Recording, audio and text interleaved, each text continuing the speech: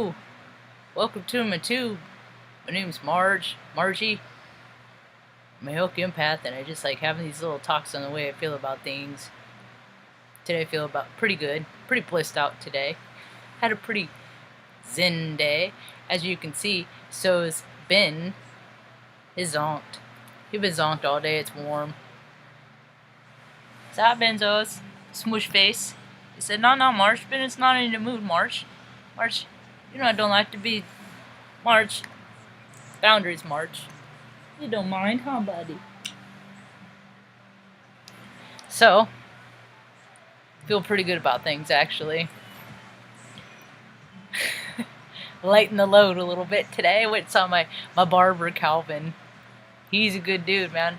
It's like stepping back in. If you ever saw that show, that movie, Friday After Next, those two? Barbershop, any of those, just like stepping in there, you know? Yeah, it was good. I haven't seen him in like 6 months. I'm like, I said I tried, man. He's like, "I thought you moved, like you were talking about doing." I said, "No, I was trying to grow my hair out." I said, "Get this shit off me, Calvin." And he's like, "Oh my," you know. He's like, "Come on over," you know. He did a good job, so feel good about things. I'm like, I have commitment issues. That's why I called the talk today, commitment issues. You know, I have an idea of how things are gonna go, and then there's other accounts, you know. So I thought I'd commit to peace instead. I'm committing to peace instead, because man, I'm like, people know it, man. You have a certain way that you feel comfortable, and then you change that. And that's what the thing I was trying to do, is I was trying to be comfortable even in circumstances that I'm not comfortable. And there's too many other circumstances right now that, like, the conditions aren't right. Like, I'll do it when the time's right, but I'll do it when there's better circumstances, you know, like freaking when I get the water turned back on, you know. It's just kind of a hassle to wash it with a gallon jug in the backyard. Look, I got a third eye. It's been a long time since I've had a third eye. It's funny. I remember, like, health class, there's like, they'd say, "Oh, whatever side that your face is breaking out on, if you're a female, that's the side of the ovary that you're ovulating on." And I remember I had a practice sister-in-law that had a zit right on her forehead, and I'm like, "You must be ovulating right down the middle." Stupid jokes. People don't like my jokes. I think they're funny. What are you gonna do? So I made notes because the stuff I talked about earlier. I wanted to talk about other things besides my commit issue, because you know, I feel better about things. And when I feel better, I act better, and that's all there is to it. I'm a freaking hothead, and guess what? Today was like 82 degrees today. And I was talking to Calvin about sensitivity. And it makes me feel good when I talk, and he's like, "Yeah, that makes sense. I never thought of it that way." I freaking love that. That makes sense. I never thought of it that way. That's why I live, just to get people. I don't care if you agree with it. I don't care if it stays stuck on you. But just to get people to open a dialogue of thinking that maybe they've never had before. And I save you the trouble of having the experience of getting it. Although, I do encourage people to have their own experiences, to get their own perspective on what I'm talking about here. So, we're all just chemistry. Like attracts like. Like when you meet people and it's just like, whew, you know you like them.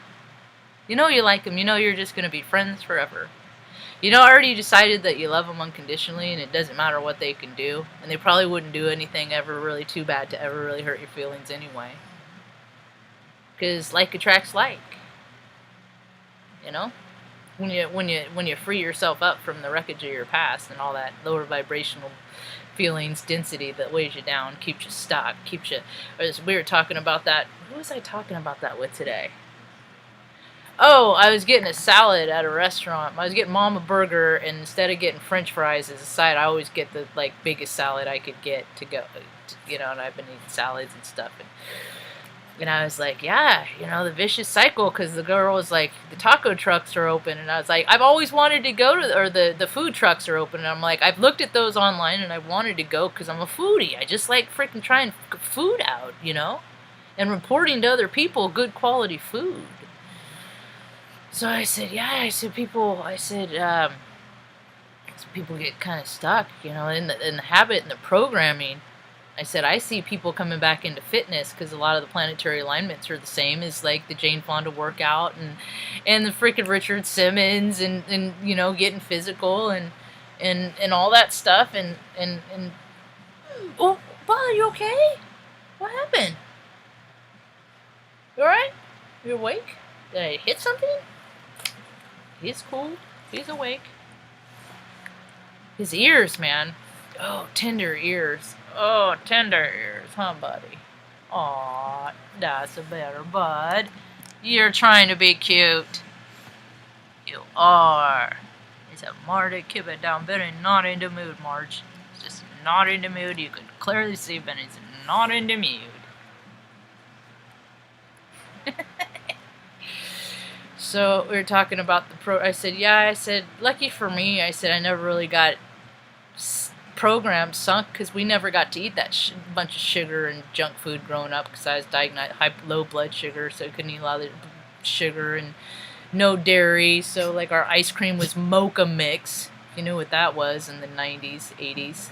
It's like an interesting flavor. The chocolate was pretty okay. Anyway, so we didn't get a lot of until like Pastor Robles. They had the sugarless shack.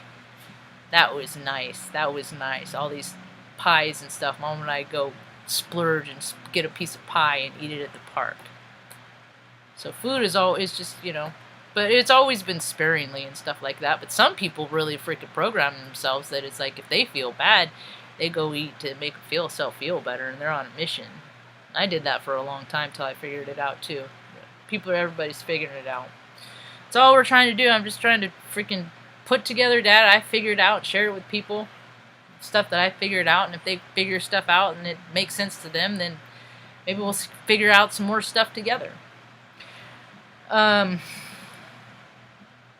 So it's kind of interesting how like astrology and chemistry plays hand in hand, because people, you know, just because you're related, just because you're born in the same family, people have this thing that is just like, because we're related. And I know for a fact, because my 3 immediate family, mom, brother, father, all 3 of them at one point in time, at another, people are always clear.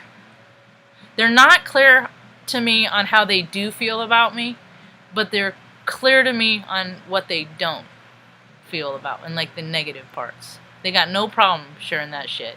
But like the good stuff, like you know, the support, the good stuff, the sweet stuff, people don't like. It's for some reason it's like they think I'm a hard ass, and I don't appreciate that stuff, and I'm just like, oh, I'm not doing a good enough job being clear that I'm a balanced individual, and I need the sweet shit too, motherfuckers.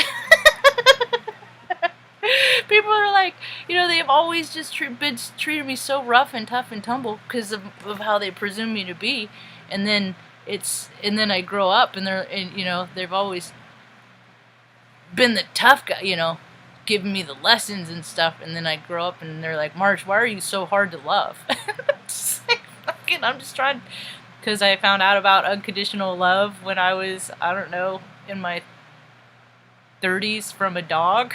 I'm a little slow. I'm self-taught, and I'm not that smart. So, but they were always real clear to let me know that just because we were related, that love is not a guarantee. That none of them had to love me, and I was like, well, okay, well, I'll just try and love you anyway the best I can, even if it's from a distance. Whatever, man, whatever. It's like it's not. It's weird. What are you gonna do? So people push a lot of stuff, you know, and I cause myself more pain trying to create relationships with people that didn't want them with me, than I have had in the last 3 years of just not having any with anybody and being by myself and learning how to love and take care of myself. Yeah, self-soothing stuff in the biggest possible way. More people start doing it, we'll start seeing less freaking people getting choked in the street. Temperatures aren't even hot yet.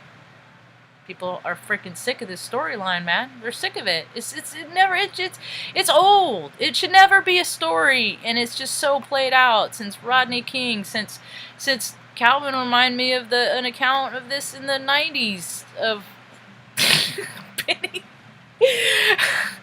of the same thing happened, only they made racist t-shirts. You can't toke them, choke them, or some, some bullshit like that, because that's what kind of bullshit fucking Oregon is, and I didn't know it until I moved here. Nobody told me. Rise up. What are you gonna do? So, and a lot of people, and it creates a lot of cognitive dissonance for a long time. Like the kids, there's so many kids and people live in the streets that freaking their parents are capable of providing all the needs and things and for them. They just don't feel like it. People just are withholding. It's weird. It's something that narcissists and freaking psychopaths and people that don't have feelings and emotions and that just like to control things and like watch numbers on their bank account go up and just fucking 3D bullshit like that. Just fucking stupid nonsense. So people are, splitting up right now. They're splitting up. More people are splitting away from because of their ideologies are different. Because some people want peace and some people want fucking fear. What do? Just don't live with that shit in your life. Yeah, it sucks. It's painful, but you're gonna lose them one day anyway. Everybody dies, so you might as well freaking lose them in life and salvage a little bit of joy and salvation for yourself. Shit. They ain't gonna make sure you're gonna have it. That's for damn sure. Can we listen to people we don't like? I do. How much can I listen to people I don't like? Well, it depends on my mood. If I meditate, if I get enough sleep, if I'm eating, if I'm letting my anything external control my happiness, if I'm getting my way, ego stuff, it's all continuance. But I spend a lot of time listening to people that I don't necessarily subscribe to.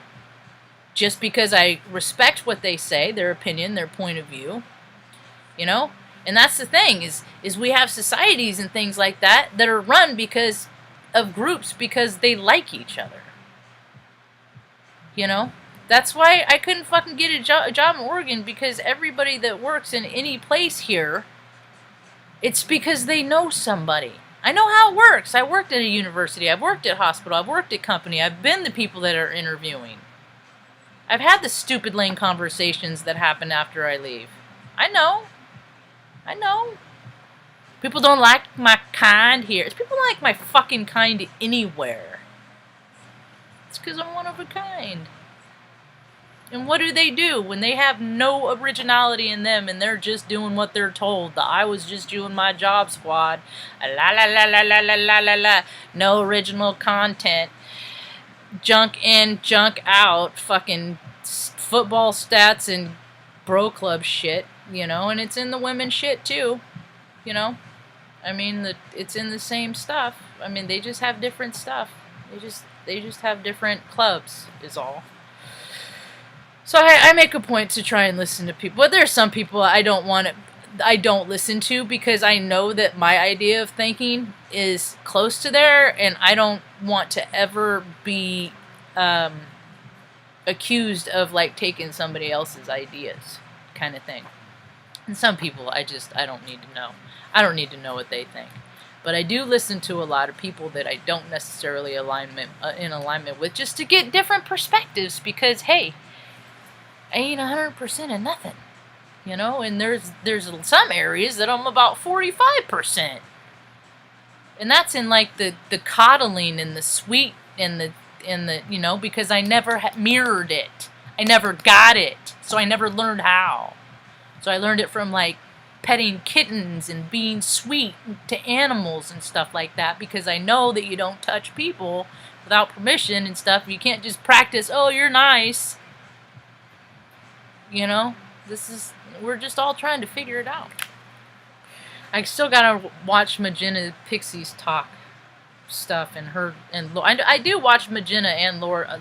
I haven't checked in on Magenta in like about 7 or 8 months. I'll go months with that because some people are just too important for me. You know, I mean, I've tried to reach out and communicate to people and stuff like that, and it's just you know, and it's just not the right time. It's just not the right frequency. It's just not really quite tuned in. Maybe the bass is there, but not the treble. You know what I mean? It's all about balance. Getting things just right. But oh God, at least I don't need freaking as much to make myself comfortable as other. I got a $40 light here.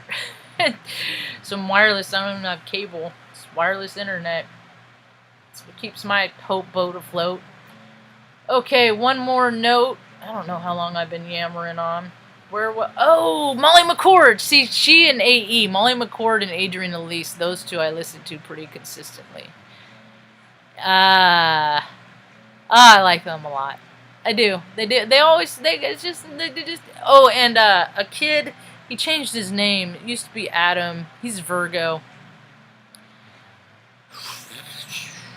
A lot of people are changing their name. They're coming into alignment of their own. I'm good with Marge. I probably will never change my name different than Marge. Maybe I dropped my last name. Maybe I'll go as solo, just Marge. Just call me Marge. But this kind of piggybacks on what Molly McCord says, and I've talked about it in other talks too. And she made a point because I like how some astrologists, they have different focus on different areas, right? And she found a little tidbit that I haven't heard another astrologer talk about, and that the 16-degree Sagittarius. On June 5th, the Sagittarius full moon, partial lunar eclipse, is in 60 degrees Sagittarius, and this hasn't happened since the 1900s. So, this is how I think it works. This is the cool part. Our spirit, right? It's what? Probably nobody's alive on the planet, maybe that we know of. If they are, they're freaking never seen a technology or nothing. They're just total indigenous to this land, you know. Or maybe they live inside the earth or something. Who knows? But chances are probably nobody's on this earth is 120 years old. Okay, so this energy that we're gonna feel from this new moon eclipse is like nothing nobody's ever felt on this earth. Okay. Now, the thing is our DNA, our spirit, it goes on and on and on and on and on and on. It doesn't die. Energy doesn't die. So, what's going to happen is, and this happens every time there's like a big there's something that happens in the sky, and especially if it correlates what happens in your own chart. Because I got Cap and Cancer. I'm excited. I don't blurt it all out here because there's just too much but it's gonna be in my favor. I feel good about life, and the thing of it is our spirits were traveling, even though we weren't living. But back in the 1900s, our spirits were traveling around in some kind of capacity, whether we were a rock, because rocks have energy, whether we were birds, whether we were, it don't matter, whatever. I look at it as like Rubik's cubes, and then there's a picture on the side of the Rubik's cube, or and it makes things happen, right? And the planets line up, and it's like makes all the aspects line up, right? And then these things like ching, like a music bowl, ting, creates a vibratory frequency, and then that responds to people's DNA. And that wakes up to where they were, and it's like, is your spirit still living in low vibrational frequency even 100 years later, an incarnation later, or is it raising, because the goal is to get everybody become light, even in life. Yeah, how's that? So, people are going to start having cravings, and they're going to start doing weird, like having recall, because your spirit's going to start remembering of what it was doing 100 years ago, the last time these placements, depending on your chart placements. Are you freeing stuff up? Are you stopping to do that crap, all that crap that isn't good for you, so you can feel better about stuff in life? Because when you feel better about stuff, you want other people to feel better about stuff, and you start recognizing that we are all connected. Yeah. So, anyway. Yeah, I've rambled on long enough. I don't know what day it is. It's a good day, whatever day it is. That's about all I got for now. Hope you have a rad evening. Peace.